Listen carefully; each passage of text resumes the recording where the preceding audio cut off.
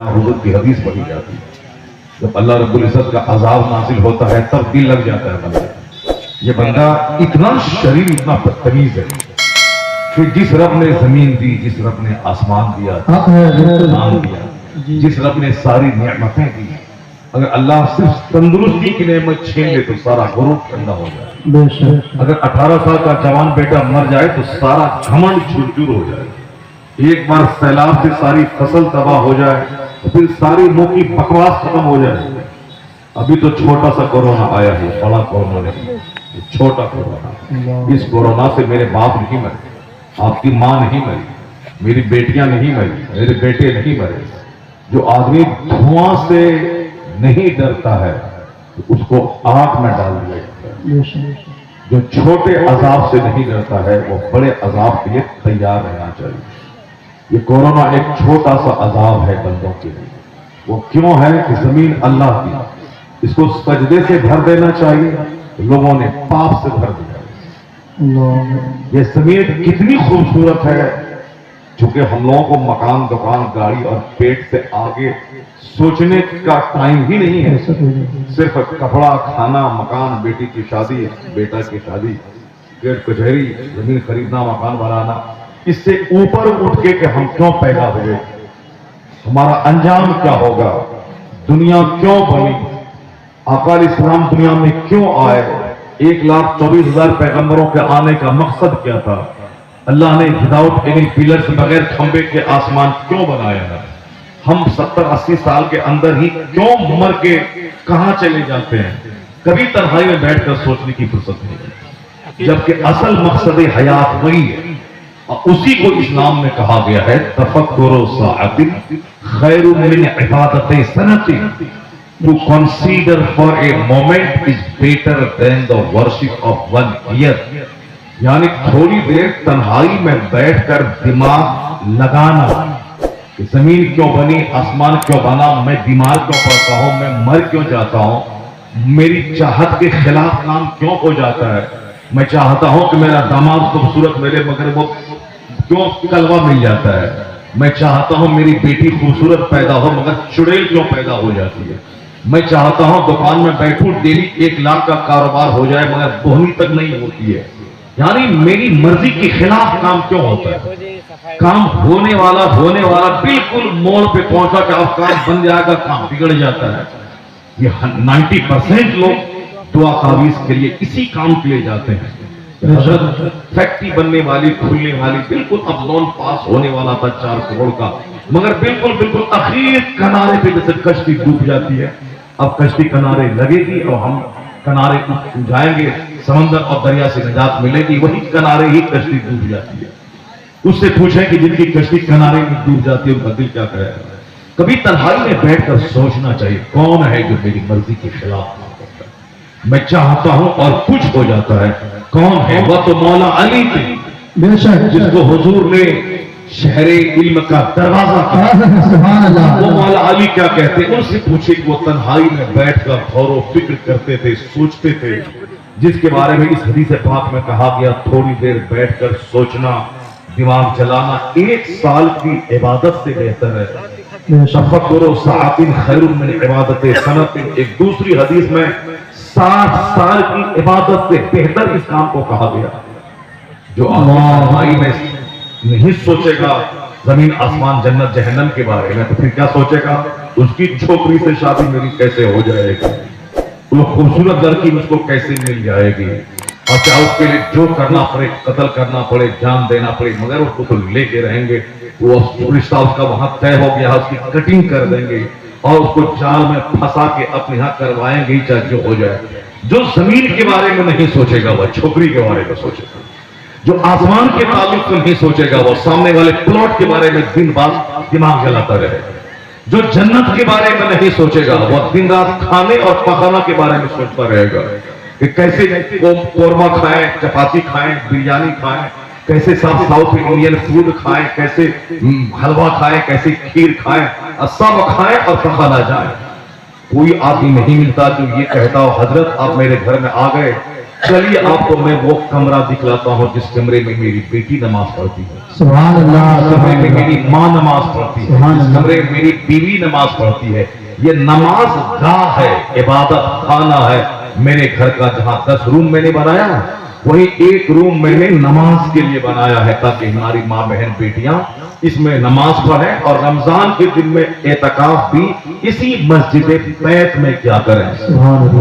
मर्द तो मस्जिद नमाज बाजमात जहाँ होती है उस मस्जिद में वो इत्काफ करेंगे, और औरतें कहाँ करेंगी? औरतें तो इस मस्जिद में जाएंगे नहीं। तो औरतों के लिए शरीयत में वो मस्जिद बैत यानी घर की मस्जिद, जहाँ वो नमाज पढ़ने के लिए जगह को मखसूस कर दिया है, उसी जगह पे वो एतकाफ करें, 10 दिन का एतकाफ करें। 2 हज और 2 उम्रा का सवाब पाएंगी, और 10 दिन तक वहां रहेंगी। जबान पे ताला लगा रहेगा, बात भी नहीं करेंगी। ये 10 दिन की ट्रेनिंग साल के 360 दिन उसके घर को जन्नत बना देगी। सुभान अल्लाह। एतकाफ तो करके देखेंगे, पर 10 दिन का एतकाफ औरतें करें। मर्द तो एक करता है, पूरे गांव का कर्जा अदा हो जाता है। औरतें एतकाफ करें, मर्द से ज्यादा फायदा औरतों को होगा। जब वो 10 दिन बाल बच्चों सबसे कट के एक कोने में बैठकर कुरान पढ़ेंगी, 1 लाख बार दरूद पढ़ेंगी, 1000 बार रोजाना कलमा शरीफ पढ़ेंगी, और सिर्फ जन्नत की फिक्र करेंगी। 10 दिन वो चुप रही तो समझ लीजिए कि साल के 360 दिन रहमतों की बारिश उस घर में होती है। सुभान अल्लाह। चूंकि यह काम औरतों का चुप रहना 1 करोड़ रुपए के जेवर पहनने से बड़ा जेवर है उसके लिए। 1 करोड़ के जेवर पहनने से बड़ा जेवर है माँ बहन बेटियों के लिए। वो चुप रहे, चुप रहने की आदत डाले। इनमें कराने से बेहतर है कि अपनी बेटी को बाप बता दे कि चुप रहने की आदत डालो। ग्रेजुएशन बन के टीचर की नौकरी करने से बेहतर है कि 5 घंटा ये कमजोर औरत जो बच्चों को पढ़ाएगी वहां से आके चूर चूर हो जाएगी। जिस शौहर के पांव पे हाथ डालना जो है जन्नत की चौखट पे हाथ डालना है, वो जन्नत की चौखट पे हाथ नहीं डालेगी, क्योंकि 5 घंटा पढ़ा के आई है और महीने में 40,000 लेके आई है। अब शौहर उनके पांव पे हाथ रख के 7 बजे जगाएगा कि चलो स्कूल का टाइम हो रहा है, मोटरसाइकिल पे बैठो अब स्कूल पहुंचा के आते हैं। ये औरत जो शौहर के पांव पे हाथ रख के जन्नत जाती, और ये शौहर अब उनकी गुलामी कर रहा है, उनके पांव पे हाथ रख के जगाता है कि उठिए मैडम, अब स्कूल का टाइम हो रहा है, चाय रेडी है, जल्दी से पीछे, बाइक तैयार है, उस पर बैठिए, मैं आपको स्कूल छोड़ के आता हूँ। स्कूल की नौकरी 1 लाख महीना कमाने से बेहतर है कि एक बाप अपनी बेटी की झुट्टी में इस्लाम पिला दे और को बोले कि तुम्हें किसी इंदिरा गांधी की गुलामी नहीं करनी है, तुम नमक रोटी खाओ, तुम फातिमा ज़हरा की गुलामी करो, तुम 1 पैसा नहीं कमाओ, चुप रहो घर में, करोड़ों रुपए से बेहतर रहमत मेरे घर में नाज़िल। सुभान अल्लाह, सुभान अल्लाह। और जब से मैं इस क्वालिटी को छोड़ा, नौकरी करे, पैसा कमाए, जब जबान कैंची की तरह चलने लगी, तो जो शौहर 40,000 रुपए बीवी से कमा के अपनी पॉकेट में लेता है, वो शौहर जहर खाने को तैयार है। क्या मर जाता तो बेहतर था, ये पैसा न मिलता तो ठीक था। ये पैसा कमा करके मेरी कोई हैसियत इनके नजदीक नहीं है, ये मुझको जानवर से बदतर समझती है। क्या करूं, जहर खा के मर जाऊं कि घर से भाग जाऊं। ये 2-4 बच्चे हैं, इसका मुंह देख करके चलो मैं सारा मुसीबत का घोंट पी करके मैं रहता हूं। यही कहानी 99% लोगों की है। इसलिए हमारे बुजुर्गों ने कहा है कि अपने घरों में एक मस्जिद बना लो छोटी सी, और हर साल अपनी बेटी, अपनी बीवी, अपनी माँ को बोलो इसमें एतकाफ करो, और 10 दिन बैठो, 10 दिन तक बात नहीं करनी है। अगर कोई सीरियस जरूरी बात है तो करनी है, बाकी सिर्फ तस्बीह, दुआ, दरूद। मैं जो कहना चाहता हूं गौर से सुनिएगा। एक आदमी भी नहीं मिलता है मुझको जो ये बोले कि मेरे घर में 10 कमरे हैं, एक कमरा नमाज के लिए खास है। चलिए हजरत, मैंने टाइल्स लगाया है, ग्रेनाइट लगाया है, मैंने मार्बल लगाया है, चलिए चल के देख लीजिए कि मैंने क्या। कोई नहीं मिलता। अलबत्ता ये जरूर मिलता है कि जब भी मैं किसी के घर में ठहरता हूँ तो वहां 1 घंटा रहा तो लोग हाथ पकड़ के कहाँ ले जाते हैं, हजरत मैंने टॉयलेट बाथरूम बनाया है, उसमें इंडियन भी है, उसमें वेस्टर्न कमोड भी है, और उसका जरा मार्बल देखिए कैसा है, जरा टाइल से दीवार का कैसा है, यानी कौन सी जगह दिखलाता है, भागने की जगह। जहां रोटी खाना है भागना है, पुलाव खाना है भागना है, बिरयानी खाना है भागना है, تیجا چہارم کا کھانا کھانے سے دل مر جاتا ہے، اور دل مرے یا زندہ رہے خوب دبا کے گھر تک کھانا ہے آگرہ ہے۔ چاہے بیٹی کی بارات آئی، بیٹی کی بارات میں کھلانے کی جو دعوت یہاں ہے وہ ہندوانہ رسم و رواج ہے۔ اصل میں شادی میں کھانا کھلانا ہے ولیمہ کا کھانا۔ شادی میں لڑکے دلہن لائے، لڑکی کی شادی ہو گئی، اب وہ دلہن کے ساتھ شب زفاف کرے منائے گا، صبح ہوگی اسی شادی کی خوشی میں لڑکا اپنی وسعت کے مطابق اپنے احباب کو کھانا کھلائے گا، اس کا نام ہے ولیمہ۔ اس کو حدیث میں کہا گیا ہے کہ اس دھرتی پر ولیمہ سے بہتر کوئی کھانا نہیں، بے شک کیونکہ وہ کھانا خوشی کا کھانا ہے۔ شادی ہوئی، دلہن کے ساتھ رات گزارا، اب وہ ولیمہ چاہے 5 آدمی کو کھلا دے یا 5000 کو کھلا دے یا 500 کو کھلا دے یا 50 کو کھلا دے یا 5 ہی آدمی کو کھلا دے، ولیمہ کی سنت ادا ہو جائے گی۔ اب چاہے وہ گوشت کھلائے یا ستو کھلائے یا کھجور کھلائے، ایسا نہیں کہ ستو کیسے کھلائے گا، روئے زمین کے خزانے کا جو مالک ہے مصطفیٰ جان رحمت صلی اللہ علیہ وسلم، انہوں نے شادی کی اور شادی کے بعد اپنے اصحاب کو، رشتہ داروں کو ستو اور کھجور ولیمے میں کھلا دیا۔ اور سب سے بڑا ولیمہ مصطفیٰ کا وہ تھا جب زینب بنت جہش کے ساتھ نکاح کر کے حضور نے بکرے کا گوشت اور روٹی یہ کھلایا تھا، یہ سب سے بڑا ولیمہ تھا۔ جتنے بھی ازواج سے آپ نے شادی فرمائی، جو ساری امہات مومن کے کاشان اقدس میں آنے کے بعد کسی میں ستو، کسی میں کھجور، یہی کھلایا۔ کونین کے خزانے کا مالک جو چاہتے تو 1 لاکھ اصحاب کو جنت سے تھالی منگوا کے جنتی کھانا کھلوا دیتے۔ حضور کہتے کہ جبرائیل 1 لاکھ میرے صحابہ ہیں، سب کا کھانا لے آؤ جنت سے۔ جبرائیل امین سب کا کھانا لے کے آتے، جن کے نواسے حسین کا عید کا جوڑا فرشتہ جنت سے لے کے آ جائے تو پھر وہ مصطفیٰ اشارہ کر دیتے، تو پھر کیا ہے کہ اپنی شادی میں جنت سے کھانا آتا، یا اپنی شادی میں نہیں منگوایا کم سے کم اپنی بیٹی فاطمہ الزہرا کی شادی میں جنت سے تھال منگوا لیتے۔ لیکن نہیں، وہی تو 4 10 20 لوگ مسجد نبوی میں تھے، اسی کے درمیان اپنی بیٹی کا نکاح مولا علی سے کر دیا، پرانے کپڑے میں نکاح کر دیا، اور فاطمہ الزہرا حضور مولا علی کے گھر تشریف لے کے چلے گئے۔ سرکار شام میں گئے، کہا علی میں نے بہترین نکاح تمہارا کیا ہے اپنی شہید کی لڑکی سے، اور فاطمہ سے کہا کہ فاطمہ میں نے تمہارے لیے بہترین نفیس عمدہ قسم کے شوہر کا انتخاب کیا ہے۔ وہی شادی ہو گئی۔ اور جب شادی اس طرح سمپل ڈھنگ سے ہوتی ہے تو پھر کیا ہوتا ہے، جو بچہ پیدا ہوتا ہے وہ جوکر نہیں پیدا ہوتا ہے، لوفر نہیں پیدا ہوتا ہے، الہڑ نہیں پیدا ہوتا ہے، ماں باپ کو جوتا چپل مارنے والا نہیں پیدا ہوتا ہے۔ جب شادی سنت کے مطابق ہو تو پھر بچہ حسن اور حسین پیدا ہوتا ہے۔ سبحان اللہ سبحان اللہ۔ اس بات کو گرا باندھ کے رکھ لیجیے آپ، شادی میں کھانا بہانا کرنا، 40واں تیجا چہارم میں کھانا اور بہانا کرنا، شریعت کے مطابق زندگی گزاری تو پھر کیا ہوگا، اذان ہوگی تو دوڑ کے مسجد جائیں گے، اور اگر دماغ میں صرف کھانے کی مشین چلتی رہی تو پھر کیا ہوگا، اذان ہوگی جنتی مسجد جائیں گے اور کھانے والا لوٹا لے کے پاخانہ روم جائے گا، اور جب پاخانہ روم جو دن کا 10 بار جائے گا وہ تو بولے گا ہی، حضرت چلیے میں نے کیا گرینائٹ لگایا ہے، کیا میں نے ٹائلز لگایا ہے، کیا میں نے صاحب اس میں ماربل لگایا ہے۔ جس کی سوچ جیسی ہوگی اس کی توجہ اسی طرف پڑی رہے گی۔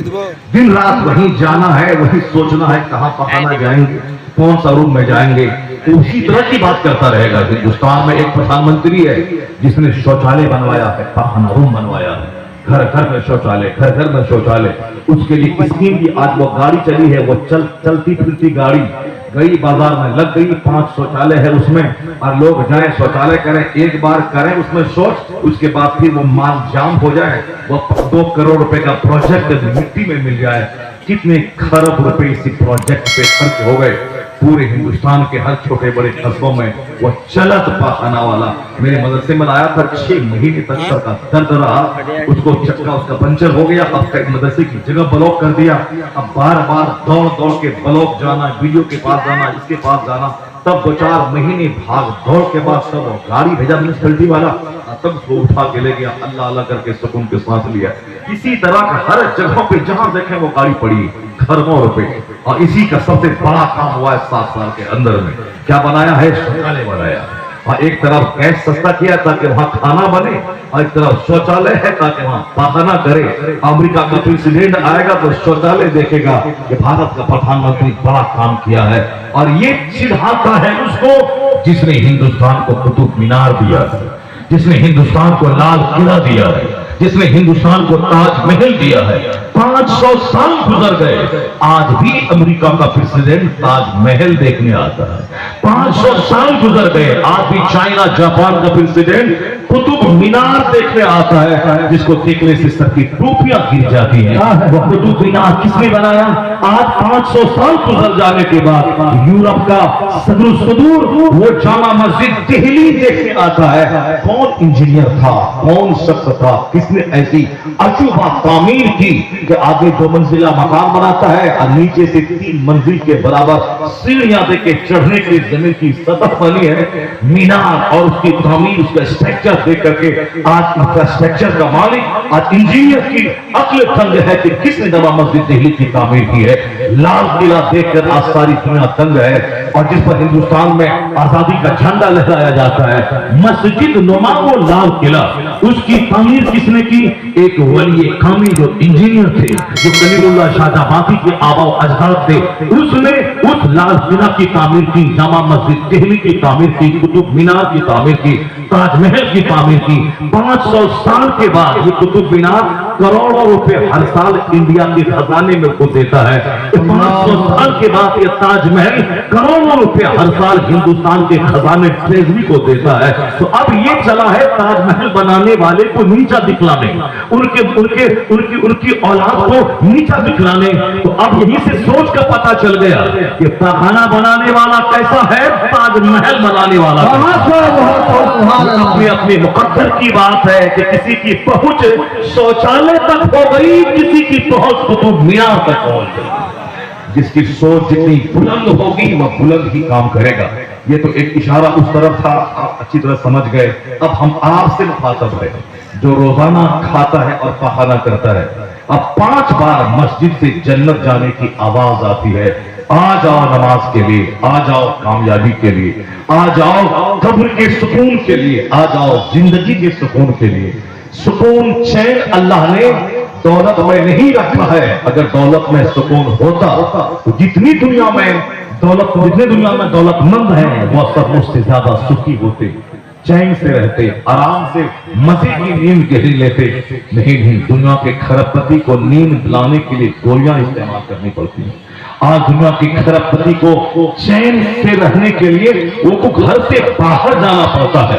घर है 50 करोड़ रुपए का, मगर चैन हासिल करने के लिए उसको डल झील देखने जाना पड़ता है, अनंत मार्ग नाम जाना पड़ता है, उसे मसूरी नैनीताल जाना पड़ता है, उसे राजगीर के पहाड़ का चक्कर लगाना पड़ता है, उसे साथ अमेरिका और पेरिस के शहरों का चक्कर लगाना है। अपने घर में दिल नहीं लगता। घर लड़ाई झगड़े का अखाड़ा है। बीवी शौहर गीदड़ खटिया की तरह आपस में लड़ते हैं। ये घर सुकून खत्म हो गया, आग लगी बेचैनी की। इसलिए चंद दिन आराम करने के लिए लोग घर छोड़ के कोई अजमेर जाता है, कोई बरेली जाता है, या फिर कोई दूसरी कौम से रिलेटेड है तो वो पेरिस जाता है, थाईलैंड की राजधानी बैंकॉक जाता है। आजकल घूमने का रिवाज बढ़ गया है। हमारी बीवी आज 2 साल से दिमाग चाट रही है कि मतलब अजमेर लेके चलिए, अजमेर लेके चलिए, अजमेर लेके चलिए। कहा नहीं, रास्ते में 3 दिन ट्रेन पे अजमेर जाने का लगेगा और 3 दिन में 5 या 15 नमाज है। ये वादा करो कि एक नमाज भी ट्रेन पे कज़ा नहीं करेंगे। और अजमेर हाजिरी के इरादे से नहीं, आप हाजिरी देंगे, हम आपकी खिदमत करने के लिए जाएंगे, इस इरादे से जाना दुरुस्त है। न एक नमाज कज़ा हो, न अजनबी मर्द की नजर तुम्हारे चेहरे पर पड़े, न अजनबी मर्द के सामने तेरी कलाई खुले, न अजनबी मर्द के सामने तेरे सर के बाल खुले, तब तो बसब शौक में ले जाने के लिए तैयार हो। और अगर नहीं, ये कंडीशन फुलफिल नहीं होगी तो मर जाओगी, मगर मैं نہیں لے جاؤں گی۔ جب میرے جیسے آدمی کا دماغ وہ چاٹ رہی ہے تو عام آدمی جن کی شادی پرسوں ہوئی ہے اس کے دماغ کتنا چاٹتی ہوگی وہ۔ اجمیر کا بہانہ ہے، اب گھومنے کا نشانہ ہے، اجمیر کا بہانہ ہے، اصل مقصد تو گھومنا ہے۔ اسی لیے جو ان عورتوں کو گھومنا ہے، اجمیر چلیے نا، بریلی چلیے نا، کلیئر چلیے نا، کلیئر چلیے نا، بریلی چلیے نا، سہیل شریف چلیے نا، پنڈوا شریف چلیے نا، کچوچا شریف چلیے نا، وہاں گھر میں جھوٹ ہے پڑے تھے، کچوچا چلیے نا۔ اسی بہانے کم سے کم 10 دن گھر سے باہر کچن میں جو کھانا بنانا ہے اس سے نجات مل جائے کم سے کم۔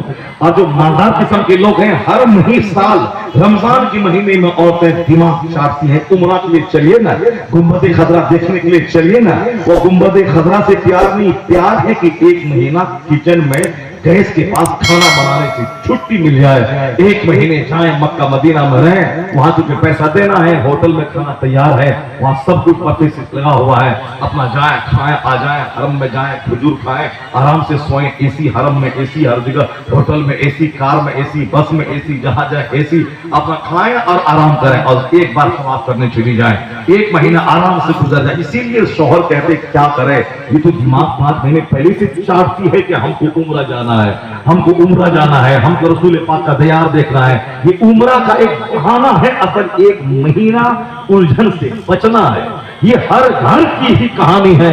سکون اگر دولت میں ہوتی ارب پتی اپنے گھر میں چین کی نیند لیتا، سکون اگر 1000 بیگھہ زمین میں اللہ رکھ دیتا، جن کے پاس 1000 بیگھہ زمین ہے ان کا چہرہ گلاب کی طرح کھلتا، لیکن جس کے پاس جتنی زمین ہے، اتنا مکان، جتنی گاڑیاں، اس کا چہرہ اتنا ہی کالا ہے، اتنے ہی تناؤ میں ہے، اتنی ہی پریشانی، اتنی ہی الجھنوں میں ہے۔ غریب آدمی 5 روپے کما کے مست رہتا ہے، بھیک مانگنے والا 10 روپے دے دے وہ 50 بار دعا دیتا ہے کہ اللہ خوش رکھے، اللہ دولت دے دے بیٹا کو بیٹی کو۔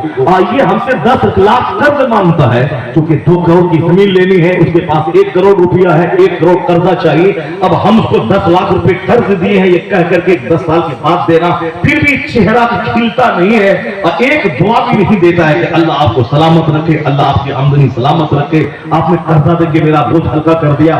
نہیں، شکریہ بھی نہیں ادا کرتا، لیا اور بھاگ گیا اچھا سے، اور پھر 10 سال کے بعد بھی قرض لوٹانے کا خیال نہیں آئے گا، یعنی دیا ختم ہو گیا، قرضہ دیا بس وہ ہمیشہ کی دفعہ نیکی کر دریا میں ڈال، نیکی کریے دریا میں ڈال دیجیے، قرضہ واپس کر کے نہیں دے گا۔ میں کہنا چاہتا ہوں 10 روپے لینے کے بعد 10 دعائیں دینے والا وہ کتنا سنتشٹ ہے۔ یہ 10 کروڑ بھی قرض لینے کے بعد چہرہ ٹینشن میں ہے، چہرہ کالا ہے کہ کیسے ہم اتنا پیسہ کہاں سے لائیں، اور وہ زمین اگر لے لیا 10 کروڑ کی تو اب قرضہ جن جن لوگوں کا لیا اس کا کیسے ادا کرے گا۔ یہ 10 آدمی کے سر پہ ٹوپی باندھا، 10 لاکھ لے کے 1 کروڑ پورا کر لیا، اب ان کو ادا کرنے کے لیے 25 لوگوں کے سر پہ ٹوپی رکھے گا، ان کے سر پہ اور سب پہ ٹوپی باندھ پہنائے گا، اس سے ٹھگے گا، وہاں سے ٹھگے گا، یہاں دے گا، وہاں سے ٹھگے گا، یہاں دے گا، اس سے لے کے اس کو دے گا، اسی میں جھنجلا کے زہر کھا کے مر جائے گا۔ سکون نہ صوفہ میں ہے، نہ گدا میں ہے، نہ زمین کی خریداری میں ہے، نہ مکان کی تعمیر، نہ پوٹی کو، نہ قیمتی گاڑی، نہ شادی میں بلیٹ لینے میں ہے۔ اللہ نے سکون رکھا ہی نہیں ہے، اس لیے جو جو تمنا کر لیتا ہے، بلیٹ مل جائے تو مزہ مل جائے گا، ایک آلٹو لے لیں تو ذرا اچھا لگ جائے گا، بس ایک تمنا ہے ایک گاڑی خرید لیں۔ ہمارا بھائی بولتا ہے ایک تمنا ہے آئی فون لے لیں، اب کوئی تمنا نہیں رہے گی۔ آئی فون لے لیتا ہے، سامنے والے ہاتھ میں 2 لاکھ کا فون ہے، اس کو 20,000 کا فون جب خریدتا ہے یہ سوچتا ہے اس کے سامنے ہم تو غریب ہیں، اب ہم کو 2.5 لاکھ کا فون چاہیے۔ اسی میں ساری دنیا پاگل ہے۔ رب قدیر میں سکون نہ گھر میں، نہ صوفہ میں، نہ گدا میں، نہ کار میں، نہ فون میں، نہ زیورات میں، نہ بیٹی کی شادی میں 2 لاکھ کی ٹینٹ کرنے میں، نہ انجینئر داماد کرنے میں رکھا ہے۔ اللہ نے سارا سکون وہاں رکھا ہے کہ 5 وقت اذان ہوتی ہے، آ جاؤ مسجد، یہاں وضو کر کے سجدہ کر رب کو۔ اس مسجد میں جو سکون ملے گا، جس طرح مچھلی کو پانی میں سکون ملتا ہے، اسی طرح مرد مومن کا سکون اللہ نے مسجد میں رکھا۔ المؤمن فی المسجد کالسمک فی الماء، مومن مسجد میں ایسا ہی ہوتا ہے جیسے مچھلی پانی میں ہوتی ہے۔ آپ گھبرا تو نہیں رہے ہیں؟ پھر سبحان اللہ کیوں نہیں کہہ رہے ہیں؟ بتائیے، اتنی قیمتی باتیں میں کہہ رہا ہوں اور آپ سبحان اللہ ہی نہیں کہہ رہے ہیں۔ سبحان اللہ جلدی سے بولے گا تو نیند نہیں آئے گی، ورنہ آپ چپ چاپ سنیں گے تو میری بات سنتے سنتے نیند آ جائے گی آپ کو۔ جب نیند آئے گی تو پھر آپ صبح سویرے آپ سوچیں گے مولانا صاحب کیا بولا کیا سنا. اس لیے بالکل تر و تازہ رہیے. 2.5 گھنٹے کی تقریر نہیں ہوگی آج میں صرف 1 سے لے کے 1.5 گھنٹہ بولوں گا اور 1.5 گھنٹہ تقریر سنیے. اس کے بعد اس کو گرہ باندھ کے رکھیے اور اپنے گھر میں جا کے پھر تنہائی میں اس کو ریوائز کیجیے. اور اگر چند باتیں اچھی لگی ہوں تو اپنے بال بچوں کے سامنے اس کو بیان کیجیے اور یہ سوچ لیجیے کہ حضور کی حدیث کی روشنی میں اپنے بچوں کو دین سکھا دینا 50 کروڑ کے مکان دینے سے کروڑوں گنا بہتر ہے. قیامت کے دن اللہ نہیں پوچھے گا کہ تم نے اپنی اولاد کو مکان کیوں نہیں دیا, زمین خرید کے کیوں نہیں دیا. صرف یہ پوچھے گا کہ تم نے اپنی اولاد کو انسان بنایا کہ نہیں, ادب سکھایا کہ نہیں, ڈسپلین بتایا کہ نہیں, محبوب کی غلامی ان کے سینے میں ڈالی کہ نہیں ڈالی. اگر یہ ادب آپ نے بچے کو سکھلا دیا, دین سکھا دیا, نمازی بنا دیا, تو 1000 بیگھہ زمین دینے کا جو ثواب نہیں ملے گا وہ بچے کو نمازی بنانے کا وہ ثواب ملے گا. اگر آپ گناہ کی وجہ سے جہنم کی طرف جانے والے رہیں گے, یہ نمازی بیٹا رب کی بارگاہ میں سفارش کر کے اپنے جہنمی باپ کو اپنے ساتھ جنت لے کے چلا جائے گا. اس بات کو گرہ باندھ کے رکھیں, اپنے گھر میں جنتی ماحول بنا, اپنے گھر میں روزانہ 10 منٹ 20 منٹ کا سرکار دو جہاں کی سیرت بیان کریں. آقا علیہ السلام کا بچپن, حضور علیہ السلام کی جوانی, سرکار دو جہاں کی خلوت و جلوت, آقا علیہ السلام کی تعلیمات, سرکار دو جہاں کی انسٹرکشنز اور گائیڈ لائنز جو حضور نے ایک سکسیسفل لائف گزارنے کا دیا ہے, اس کو روزانہ 10 منٹ اپنے گھر میں چرچا کریں.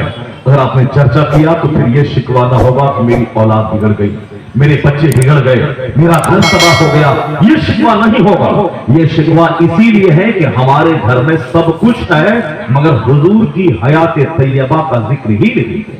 ہمارے گھر میں ساری چیزیں ہیں مگر سرکار کی ایک حدیث نہ پڑھی جاتی ہے, نہ سنی جاتی ہے, نہ حضور کی حدیث کی کوئی کتاب گھر میں رکھی جاتی ہے. ہمارے گھر میں چرچا ہے کس کا؟ ہندوستان کے بڑے مالدار مکیش امبانی کا.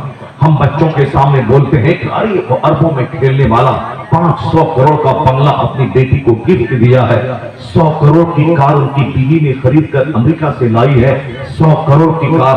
کیا سخت محنت کیا کمایا اس کا باپ دھیرو امبانی امریکہ میں نوکری کرتا تھا, نوکری کرتے کرتے وہاں سے واپس انڈیا آیا, انہوں نے چھوٹا سا پلانٹ لگایا, اب وہ ہندوستان کا 150 کروڑ کی آبادی میں سب سے بڑا مالدار بن گیا.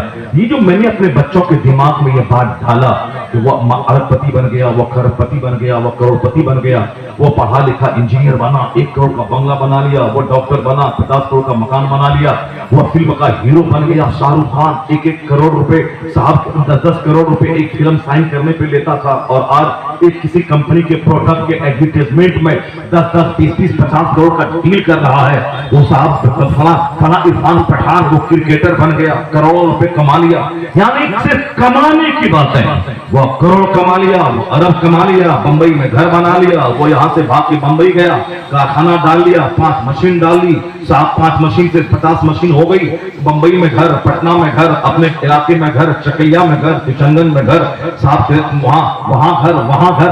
صرف گھر کی بات, پیسے کی بات. اب اگر وہ بچہ جس کے دماغ میں کرکٹر, جس کے دماغ میں فلم ایکٹر, جس کے دماغ میں پولیٹیکل لیڈر, وہ مکھیا بنا, 10 کروڑ کما لیا, اگر یہی ساری باتیں ڈالیں گے تو میرا بیٹا کیا بولے گا؟ میں بھی مکھیا بنوں گا, میں بھی پردھان بنوں گا, میں بھی ودھایک بنوں گا, میں بھی فلم ایکٹر بنوں گا, میں بھی کرکٹر بنوں گا, میں بھی کروڑ کماؤں گا, میرا بھی چرچا ہوگا, مجھ کو بھی لوگ سمان سے دیکھیں گے. اب اگر وہ بیٹا کل باپ کی چھاتی پہ چڑھ کے گلا دبا کے یہ بولے کہ فلاں باپ اپنے بیٹے کو 10 کروڑ کی کار چھوڑ کے مرا ہے, تم میرے لیے کیا چھوڑ کے مرا؟ فلاں باپ اپنے بیٹے کو 10 کروڑ روپیہ فکس ڈپوزٹ چھوڑ کے مرا ہے, اور تم باپ میرے لیے کیا چھوڑ کے مرا ہے؟ فلاں باپ اپنے بیٹے کو شہر میں 1 ایکڑ زمین پہ 50 کروڑ کا مکان چھوڑ کے مرا ہے, تم میرے لیے کیا چھوڑ کے مرا ہے؟ تم کام چور باپ, تم کوڑھی باپ, تم صاحب بے روزگار باپ, تم نے میرے لیے کیا چھوڑا؟ وہ باپ کتنا اچھا تھا جو اپنے بیٹے کو گاڑی چھوڑ کے مارا, 10 करोड़ रुपए फिक्स डिपॉजिट छोड़ के मारा, 10-20-50 बीघा जमीन छोड़ के मारा। ये दिन जो वो बुढ़ा देखेगा कि बाप की छाती पे बेटा चढ़ के गला दबा के बोलेगा, बताओ तुमने माल क्यों नहीं दिया? मैं जो आज कंगाल हूं, मैं जो आज गरीब हूं, मैं जो आज डॉक्टर नहीं बना, मैं जो इंजीनियर नहीं बना, तेरे पास पैसा नहीं था, तुमने मुझको नहीं पढ़ाया। मैं करोड़ का घर कहां से खरीदूं, मैं MBBS डॉक्टर कहां से बनता, तुमने नहीं पढ़ाया। तुम कामचोर था, उसका बाप मालदार था, उसने बेटे को डॉक्टर बनाया, इंजीनियर बनाया, अमेरिका भेजा, तुमने क्यों नहीं किया? वो डॉक्टर भी बनाया, 50 करोड़ छोड़ के बाप मर भी गया, इसी जमीन छोड़ के मारा, 10 बीघा मकान छोड़ के मारा, तुम क्या किया? ये 100% कसूर उस बाप का होगा जिस बाप ने अपने बेटे की घुट्टी में दुनिया पिलाया है, आखिरत नहीं।